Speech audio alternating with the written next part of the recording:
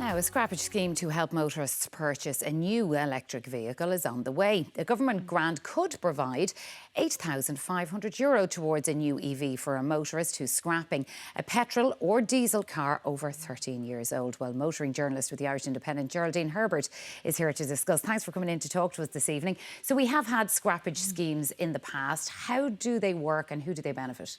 Yeah, so the most recent scrappage scheme we had was in 2010 to 2011. Now, if you remember, this was the post-crash slump. Car sales were down 60%. This was packaged very much as a deal for both car buyers, but also to save the industry and to save jobs. And it was relatively successful at the time. It benefited, obviously, people with older, it was 10-year-old cars at that stage, and they were given a VRT reduction. Now, the thing about it is cars were a lot cheaper in those days. A lot of people paid for them through just a straightforward bank loan. Now we have a very different situation. People pay, a lot of new cars are bought on PCPs. These are basically structured finance through a dealership. OK, so this new scrappage scheme would be specifically for electric vehicles. And the idea is that the majority of the money that's being ring-fenced for it would go towards rural dwellers. Seems like a good idea at a time of really high fuel prices for people who drive long distances.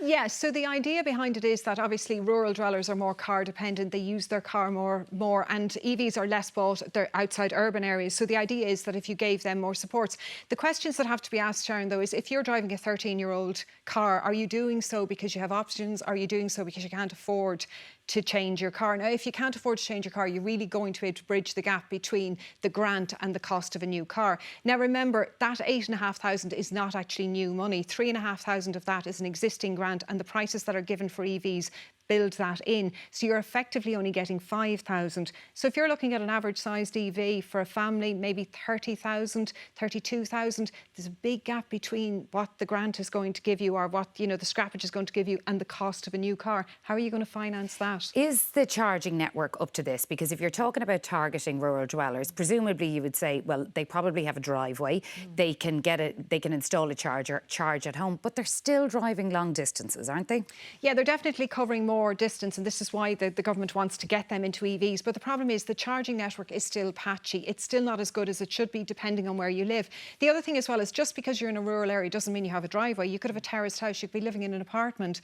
We really need to sort these people out for the simple reason that the real cost benefit of having an EV is home charging. That's where the significant costs are reduced. But if you can't avail of those, you're paying more or less the same as petrol and diesel. So there's a lot of issues here, and this grant system just assumes that price is the only issue. Affordability, charging, and most people buy in the second-hand market. That's the other issue. They're not buying new cars. So this doesn't include the second-hand market, essentially.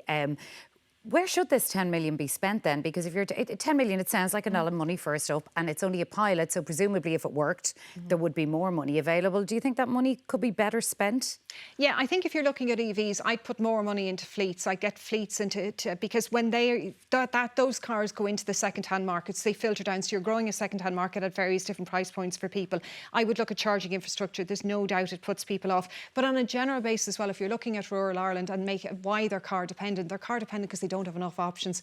Increase the options. Even 10 million, it's tiny in terms of public transport spending, but maybe it could make rural buses more reliable. That would be a start. Offer more alternatives. I think that's what we need to look at. All right, Geraldine Herbert, motoring journalist with the Irish Independent. Thank you for speaking to us on 6-1.